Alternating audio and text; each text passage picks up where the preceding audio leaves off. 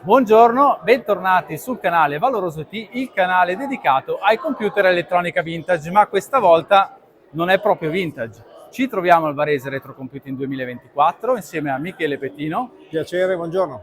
e lui non ci parlerà di computer vintage, ma ci parlerà di qualcosa di più moderno. Sentiamo.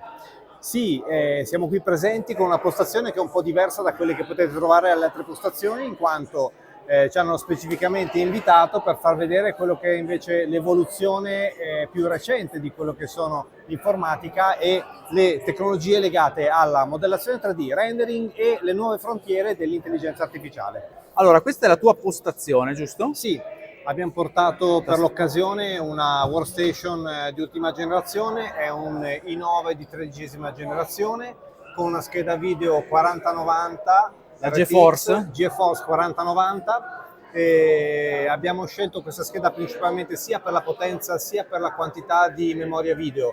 Avendo 24 giga di memoria video ci consente di lavorare meglio con questi algoritmi di generazione di immagini da testo. Ok. Perché necessitano di parecchio spazio appunto in Quindi parliamo di intelligenza artificiale generativa che partendo da un testo Sì, mi riesci a creare un'immagine. esattamente. Ad esempio in questo caso stiamo vedendo ConfUI con installato il nuovo motore che è uscito praticamente a agosto, che si chiama Flux.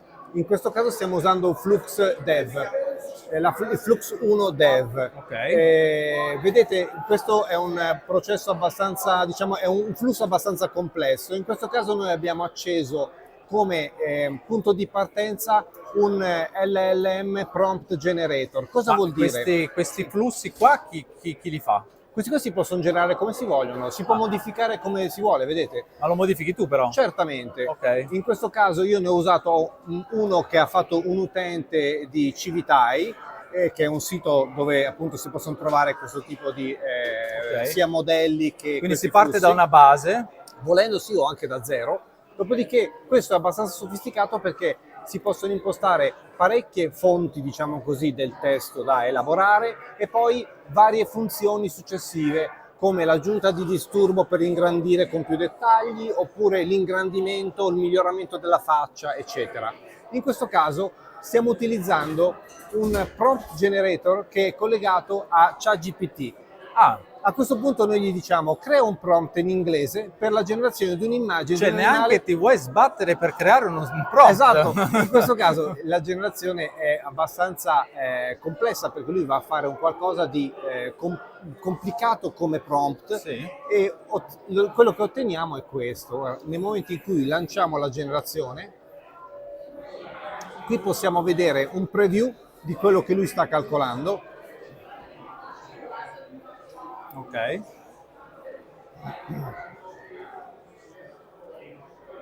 In questo caso appunto un animaletto all'uncinetto. Quando finisce di calcolarlo, lo vediamo da questa barra verde in alto che arriva in fondo, Ok. avremo l'immagine qui accanto. Un'immagine che è generata. Eccola qua. Questa immagine chiaramente non esiste, non l'ha presa da un database, Esatto, è è una stata cosa creata nuova. dall'algoritmo di intelligenza artificiale creandola praticamente dal nulla, basandosi sul prompt che le abbiamo inserito. Ok. Ma invece poi il prompt che ChatGPT ha creato dove è finito? Il prompt che ha creato è quello che lui ha utilizzato per Ok. fare questo lavoro, è questo qui in alto. In questo caso l'ha Vabbè, creato abbastanza facile. assolutamente esatto. Non si è sbattuto più di No, tanto, altre ChatGPT. volte invece crea dei prompt molto più complessi. Proviamo adesso a creare un'immagine un po' più complessa. Sì. Scriviamo in inglese, in questo modo il ChatGPT capisce meglio quello che deve fare in questo Così caso. si sbatte un po' di più rispetto a prima. Esatto. Allora, crea un prompt per generare un'immagine dettagliata di un mago nella foresta con una natura strana, dei funghi luminosi in un'atmosfera fantastica, sullo sfondo un castello dettagliato. Proviamo a vedere cosa viene fuori con questo tipo di descrizione. Ok. Ho lanciato il comando, Ok. lui sta generando. Hai creato il testo, Questo si è vede. tutto il prompt, quindi molto complesso. Ok. Sì, molto di più rispetto alla riga che aveva fatto prima. Qui adesso incomincerà a farmi vedere il preview di questa immagine. Allora, nonostante la 4090 un pochino di tempo ci mette, vedo. Più che altro sì, ma non è tanto la scheda video in questo caso quanto il caricamento sulla memoria della scheda video di tutti i parametri dei modelli necessari. Ah, beh, si comincia a vedere qualcosa.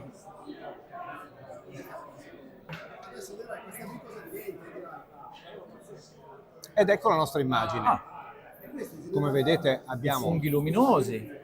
funghi luminosi, abbiamo il Mago. nostro mago, il castello sullo sfondo e devo dire complessivamente ha fatto un bel molto lavoro. bella. Abbiamo la nebbiolina, i funghi sono molto credibili anche se un po' irreali, ma diciamo che Gliele sono hai fatti chiesto molto... te che erano Sì, sì, luminosi, sì. se glieli mettevi normali. Esatto. In effetti, bello. E tu con questo puoi creare questo tipo di immagini di fantasia oppure anche... Qualsiasi cosa, può Qualsiasi essere un cosa. ritratto, una persona, è molto bravo a capire anche i dettagli. Quindi possiamo far vedere delle immagini che abbiamo generato in precedenza, ad esempio proprio per questo evento, in cui come Varese potete Retro vedere Computing esatto, 2024. riesce a riprodurre bene anche le scritte, Sì. ogni tanto sbaglia ma raramente, e diciamo che questo Flux rispetto a Stable Diffusion ad esempio ha una ottima capacità di riprodurre scritte ma anche mani, piedi e forchette che Esatto, erano i punti talloni deboli d'Achille. sì. Sì.